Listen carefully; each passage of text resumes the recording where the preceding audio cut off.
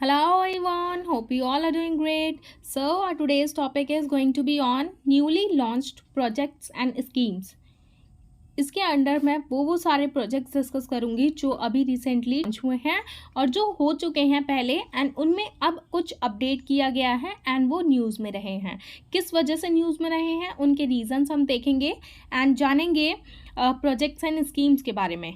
Okay, and these all projects and schemes are very important from exam perspective as well. So without any further ado, let's start with the topic, which is newly launched projects and schemes. So first project is Project Ellora,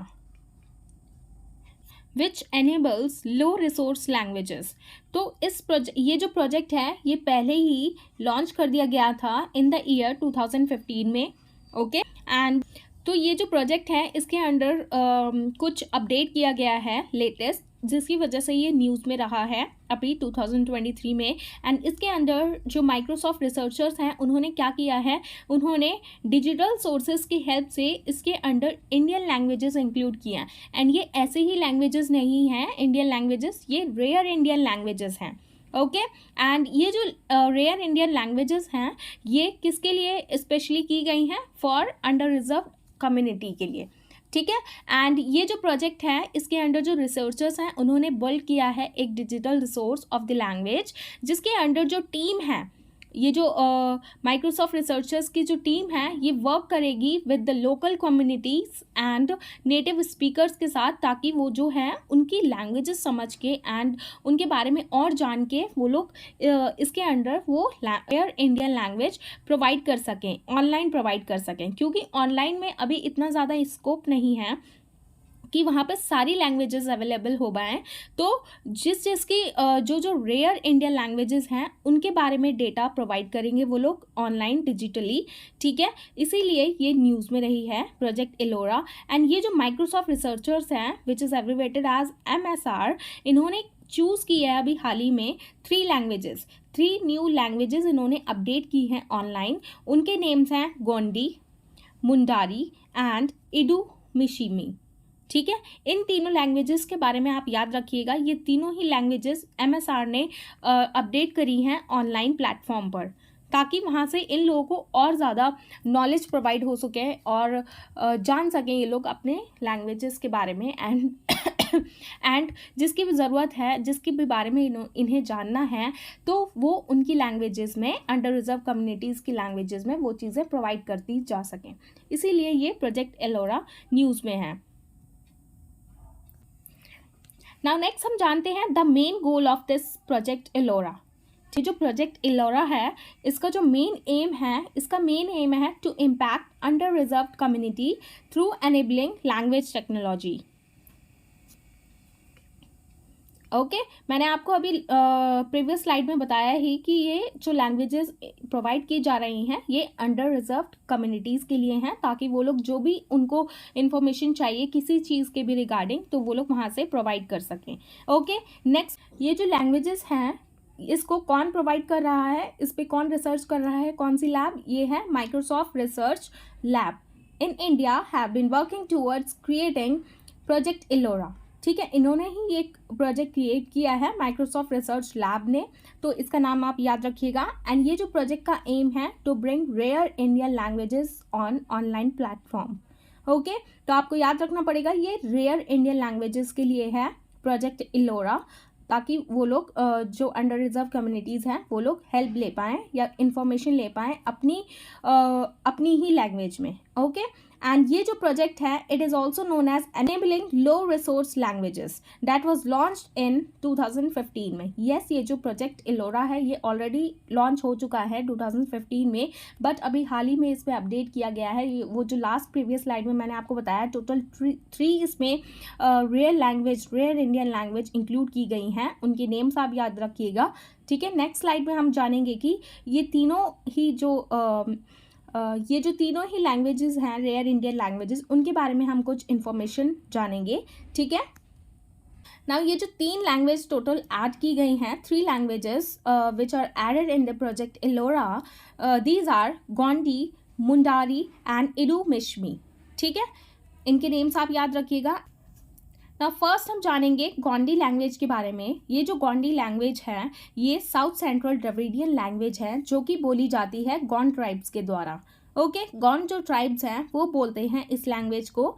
south central Dravidian language है ये, ठीक है। And ये किस किस area में बोली जाती है, किस किस स्टेट में? ये यूजुअली बोली जाती है एमपी में, महाराष्ट्र में, छत्तीसगढ़ में, आंध्र प्रदेश में and Telangana as well. Okay, so just remember all these states जो कि गोंडी लैंग्वेज बोलते हैं, वहाँ के जो अंडर रिजर्व्ड कम्युनिटीज़ हैं वो बोलती हैं।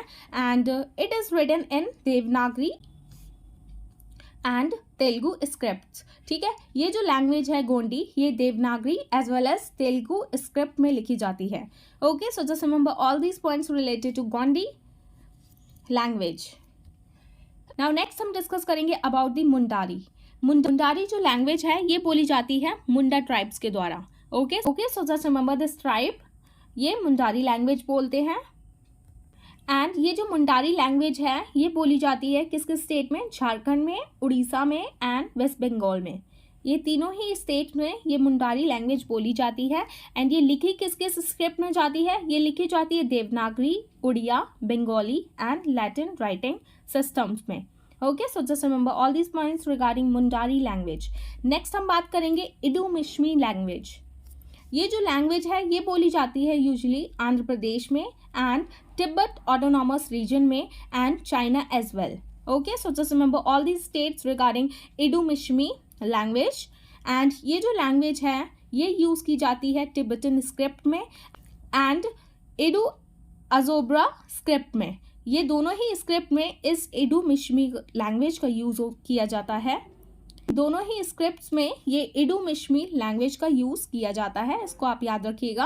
And this language is also known as Sulikatta, Midu, Mindari and Mithu. ये पॉइंट बहुत ही ज़्यादा इंपॉर्टेंट है, आपसे पूछ लिया जा सकता है। Idu Mishmi language is also known as Sulikatta, Midu, Mindari and Mithu language, Mithu. Okay, so just remember all this points regarding all three rare Indian languages.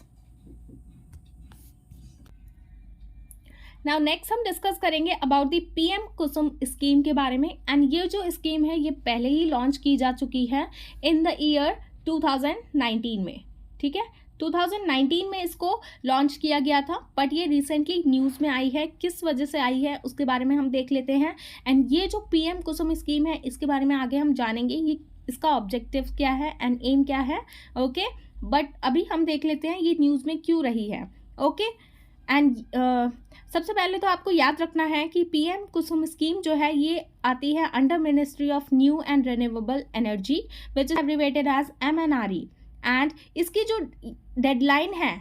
जो डेडलाइन थी वो थी 2022 तक, बट इसे अभी रिसेंटली ही एक्सटेंड कर दिया गया है इस डेडलाइन को to install the solar power capacity के लिए इन द रूरल इंडिया।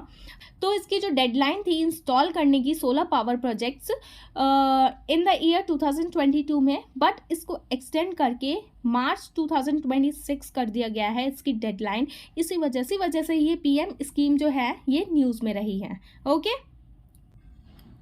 एंड ये जो पीएम कुसुम स्कीम की जो फुल फॉर्म है इसकी फुल फॉर्म है प्रधानमंत्री किसान ऊर्जा सुरक्षा एवं उत्थान महाभियान। ओके, इसकी आपको एब्रिविएशन के बारे में भी जानना है कि ये इसके किस लिए स्टैंड करती है कुसुम, ठीक है। नाउ नेक्स्ट हम जानेंगे what is PM Kusum. Okay, इसके बारे में जानेंगे। ये जो पीएम कुसुम है ये लॉन्च की गई थी the ministry of new and renewable energy के द्वारा। एंड कब की गई थी? इन द ईयर 2019 में, मैंने आपको पहले ही बताया है। तो ये किस लिए लॉन्च की गई थी? To install off grid solar pumps in the rural areas and reduce dependence on grid in grid connected areas, ठीक है। तो इसमें मेनली पर्पस ये था कि ये जो सोलर पावर प्रोजेक्ट्स होते हैं, सोलर जो ग्रिड होती हैं, सोलर पंप्स होते हैं, उसको इंस्टॉलेशन करने के लिए इन द रूरल इंडिया में, तो ये पीएम कुसुम स्कीम लॉन्च की गई थी। एंड इसके कंपोनेंट्स हम देख लेते हैं। इसके जो कंपोनेंट्स हैं इसके अंडर क्या किया जाएगा, इसमें total 10 lakh grid connected agriculture pumps install किए जाएंगे, जिसकी जो इंडिविजुअल एग्रीकल्चर जो पंप है उसकी कैपेसिटी होगी अराउंड 7.5 HP, ठीक है। एंड तो यही इंस्टॉल किए जाएंगे टिल ईयर 2026 तक। एंड इसमें बोला गया है कि कन्वर्ट किए जाएंगे total 15 lakh agriculture pumps which are already connected to the grid into the solar connection. Okay, so just remember all these points regarding PM Kusum. Now next हम जानेंगे what is the objective of PM Kusum scheme. Okay, इसके जो objective है हमने discuss किए ही, but और अच्छे से देख लेते हैं। It aims to enable farmer to set up solar power generation capacity on their arid land and to sell it to the grid। ठीक है, इसमें क्या करेंगे कि फार्मर्स को एनेबल कर दिया गया है कि वो लोग अपने खेतों में, अपने फील्ड में सोलर पावर कनेक्शन करेंगे, ठीक है, सोलर पावर जनरेशन करेंगे on their arid lands and to sell it to the grid, और वो सेल भी करेंगे ग्रिड को। Okay, it also seeks to increase the income of farmers, जिसकी वजह से फार्मर्स की जो इनकम है वो इंक्रीज होगी by allowing them to sell surplus solar power to the grid. जैसे कि एग्जांपल ले लीजिए, कोई फील्ड में सोलर पावर कनेक्शन किया है किसी फार्मर ने, ठीक है, तो उसको उस सोलर पावर कनेक्शन से जितना पानी की नीड थी उसने उतनी पानी की नीड ली, ठीक है, पानी यूज़ किया, एंड जो बच जाती है और सोलर पावर एनर्जी जो है वो जो बच जाती है, सरप्लस एनर्जी बोली जाती है उसे, उसी को सरप्लस सोलर पावर बोला जाता है। और वो जो बची हुई पावर को वो लोग आगे उसको बेच सकते हैं। तो जो इनकम आएगी उस इनकम में उनका इंक्रीमेंट होगा, उस वजह से सरप्लस सोलर पावर की वजह से। तो इसीलिए इसका ऑब्जेक्टिव ये है PM कुसुम स्कीम का। Okay, so just remember all these objectives regarding PM Kusum scheme. और यहाँ पे मैंने पिक्चर लगाई है अचीवमेंट्स की, कि अभी कितना अचीवमेंट हो गया है एंड कितने सोलर पावर प्रोजेक्ट्स इंस्टॉल कर दिए गए हैं, सोलर पावर पंप्स, ठीक है। टोटल 1 लाख जो सोलर पंप्स हैं इंस्टॉल कर दिए गए हैं PM कुसुम स्कीम के अंडर, इसकी हेल्प से, PM कुसुम स्कीम की हेल्प से, ठीक है।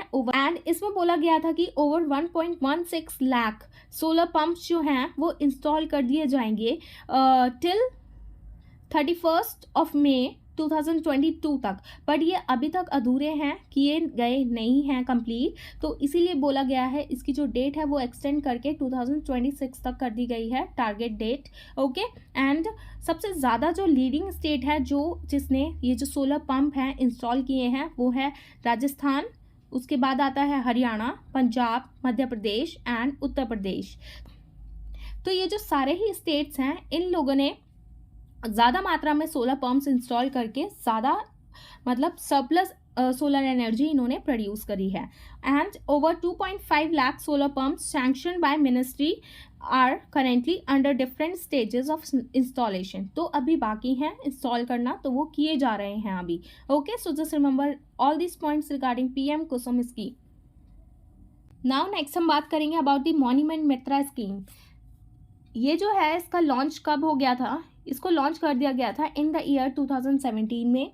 27 सितंबर को इसको लॉन्च किया था इन द ईयर 2017 में मॉन्यूमेंट मित्रा स्कीम। बट अभी because of revamping monument Mitra scheme, ये जो मित्रा स्कीम है इसके अंडर क्या किया जाएगा, इसके अंडर जो हिस्टोरिकल प्लेसेस हैं, मॉन्यूमेंट्स हैं, उसको न्यू स्ट्रक्चर दिया जाएगा एंड न्यू डिज़ाइन दिया जाएगा ताकि वो दिखने में और सुंदर लगे, अट्रैक्टिव लगे एंड टूरिस्ट प्लेस और अच्छे से वो उभर के आए, ताकि जो टूरिस्ट हैं वो और अट्रैक्ट हों इस हिस्टोरिकल साइट की वजह से एंड आके और विज़िट करें वो लोग। इस वजह से इन लोगों ने डिसाइड किया है कि वो लोग न्यू स्ट्रक्चर प्रोवाइड करेंगे हिस्टोरिकल प्लेसेस को।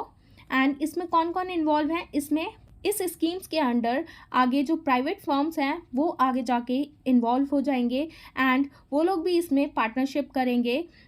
स्कीम के अंदर आगे जाकर आर्कियोलॉजिकल सर्वे ऑफ इंडिया के साथ साथ प्राइवेट फर्म भी इसको हेल्प करेगी एंड इसके साथ पार्टनरशिप करेगी to upkeep of 1000 monuments. Upkeep मतलब मरम्मत करना। इसमें 1000 मॉन्यूमेंट्स चुने जाएंगे जिसको वो लोग अपकीप करेंगे, इम्प्रूव करेंगे एंड उसको अच्छे से स्ट्रक्चर प्रोवाइड करेंगे ताकि वो अपीयरेंस में दिखने में अट्रैक्टिव लगे, ठीक है। एंड ये सारी चीज़ें की जा रही हैं under the monument Mitra scheme के, which involves adopting and maintaining heritage sites. Okay, and इसको ये रिवैम्प्ड स्ट्रक्चर प्रोवाइड करेंगे। Revamped scheme would be based on corporate social responsibility model. इस मॉडल पर ये स्कीम बेस्ड रहेगी, कॉर्पोरेट सोशल रिस्पॉन्सिबिलिटी मॉडल पर। तो ये आप मॉडल का नाम याद रखिएगा।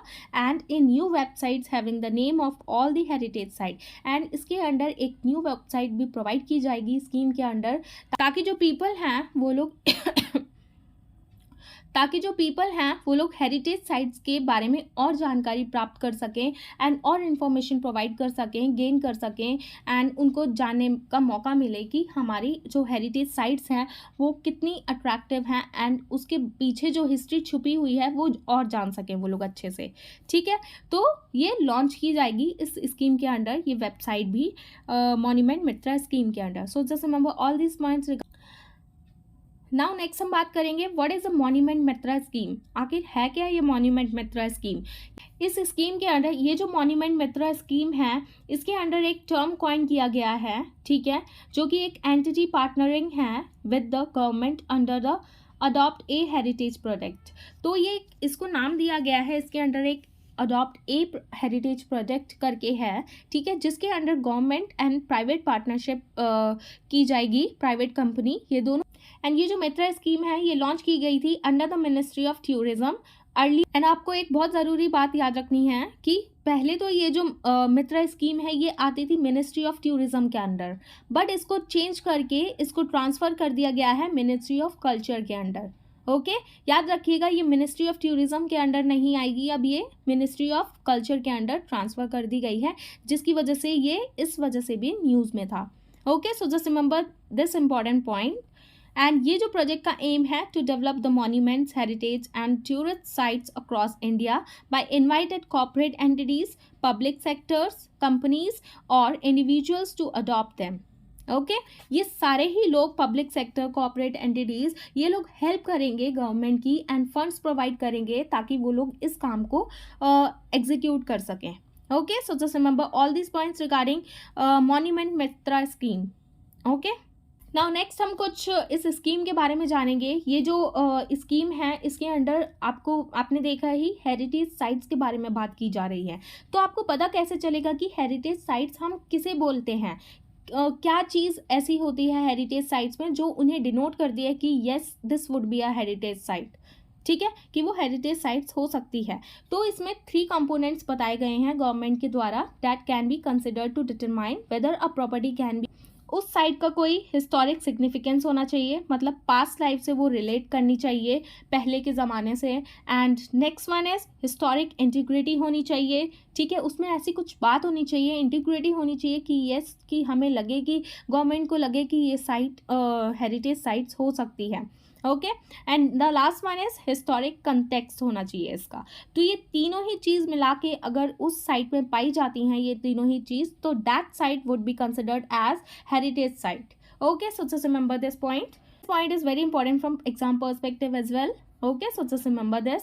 एंड कुछ ऐसे गवर्नमेंट इनिशिएटिव्स हैं जो कि हेरिटेज मैनेजमेंट से बिलोंग करते हैं, तो उनके भी आपको नाम पता होने चाहिए। आगे पूछ लिया जा सकता है कि कौन से जो प्रोजेक्ट्स हैं या जो भी है वो बिलोंग करते हैं हेरिटेज मैनेजमेंट से, जो हेरिटेज को देखते हैं। अभी तो ये गवर्नमेंट की वजह से ये रिवैम्प करे जा रहे हैं 1000 हेरिटेज साइट्स, एंड ऐसे और भी प्रोजेक्ट्स हैं जो हेरिटेज मैनेजमेंट को देखती है। तो so first one is national mission on monuments and antiquities which is abbreviated as NMMA, and ये लॉन्च की गई थी 2007 में। And next one is project Mausam, ये भी हेरिटेज मैनेजमेंट को देखता है। ओके, तो ये दोनों ही चीज़ें बिलोंग करती हैं हेरिटेज मैनेजमेंट से। Okay, so just remember this point. Now next scheme is Tamil Nadu Pudhumai Penn scheme, ठीक है, ये जो स्कीम है ये तमिलनाडु में लॉन्च की गई है अभी हाल ही में। And Tamil Nadu Pudhumai Penn scholar scheme, इसके बारे में हम देख लेते हैं। The scheme was launch by Tamil Nadu chief minister M.K. Stalin in the year 2022 में, ठीक है, 2022 में इस स्कीम को लॉन्च कर दिया गया था। इस स्कीम के अंडर मेनली किसको देखा जाता है? गवर्नमेंट स्कूल स्टूडेंट्स को। ठीक है, उनको ये लोग जो गवर्नमेंट स्कूल स्टूडेंट्स हैं उनको जो गवर्नमेंट है उनको प्रोवाइड करेगी 1000 रुपीज़ पर मंथ, ठीक है, 1000 rupees per month to government school students.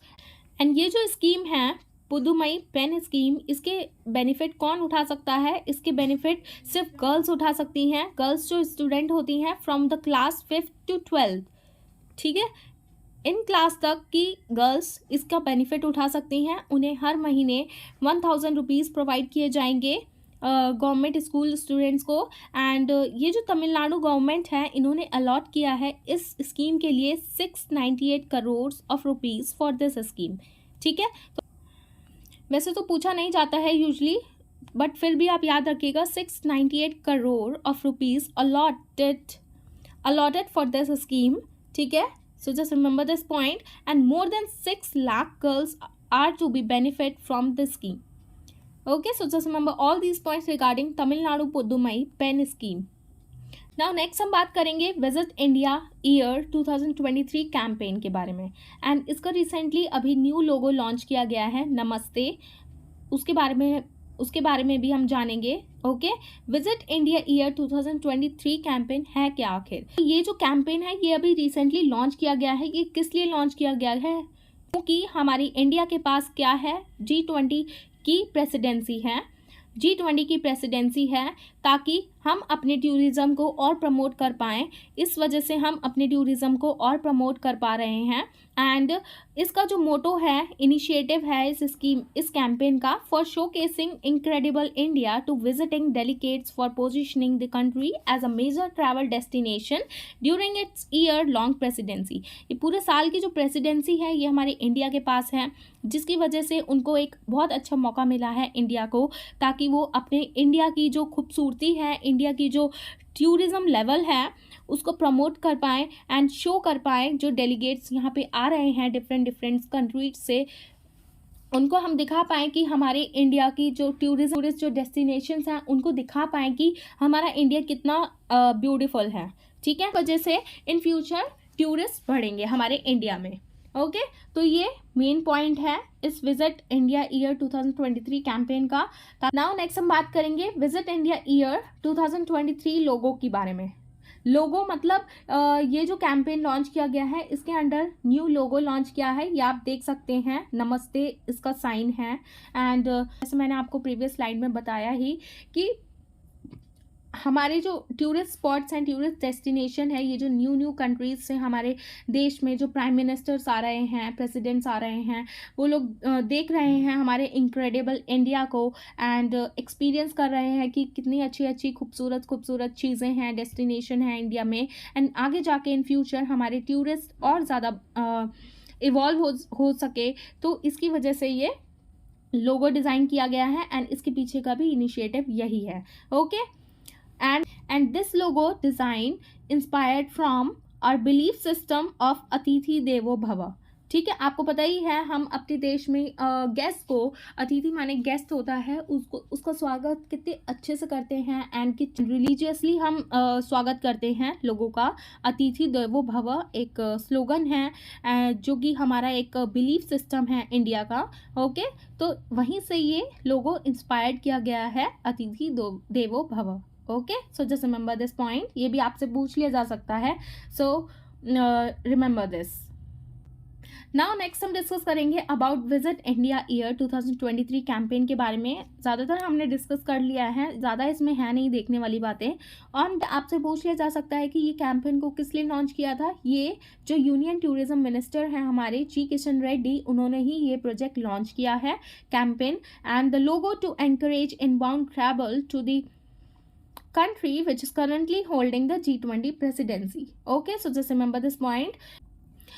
And ये जो कैंपेन है visit India year 2023 campaign, logo जो है draws inspiration from visual representation of namaste. तो इसका जो विजुअल रिप्रेजेंटेशन आपसे पूछ लिया जा सकता है क्या है लोगो का, विजिट इंडिया ईयर 2023 कैंपेन लोगो का, तो आप वहाँ पे टिक मारिएगा, नमस्ते है उसका विजुअल रिप्रेजेंटेशन।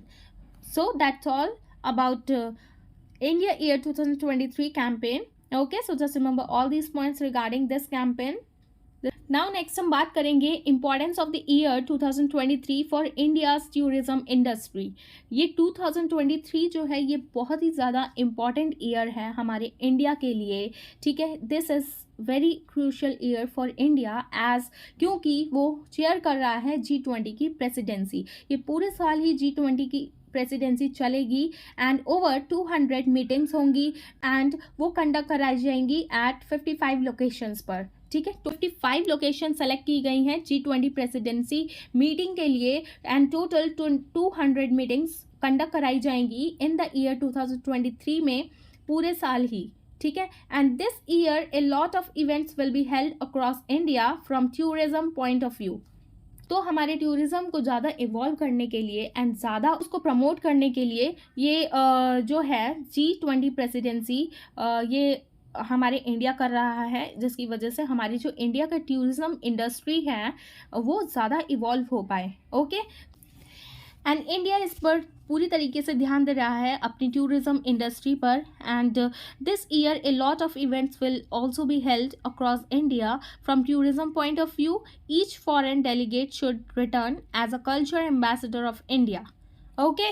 तो जितने भी एम्बेसडर आएंगे, फॉरेन एम्बेसडर हमारे कंट्री में विजिट करने के लिए, तो होपफुली वो लोग हमारे कल्चर को कल्चर के बारे में जितने भी उनको इन्फॉर्मेशन प्रोवाइड की जाएगी, जितने भी बारे में बताया जाएगा, जो जो चीज़ें अच्छी अच्छी बताई जाएंगी वो चीज़ों को लेके, उसकी इन्फॉर्मेशन को लेके, कल्चर को लेके, हमारे संस्कृति को लेके अपने कंट्री में जब वो लोग वापस जाएंगे तब हमारे जो टूरिज़्म है वो इवॉल्व होगा एंड वहाँ पे जाके और लोग प्रशंसा करेंगे और लोग प्रशंसा करेंगे हमारे देश की, ओके। तो इसीलिए ये ईयर हमारे इंडिया के लिए, इंडिया टूरिज्म इंडस्ट्री के लिए बहुत ही ज़्यादा इंपॉर्टेंट है। सो just remember all these points regarding this campaign, okay. So this is the end of a topic and I hope you have found this video informative, and if you found this video informative please give it a thumbs up, and for more informative videos please like, share and subscribe to the channel which is Shivi Study Education, and thanks for watching. Bye bye, take care, I'll see you in the next one.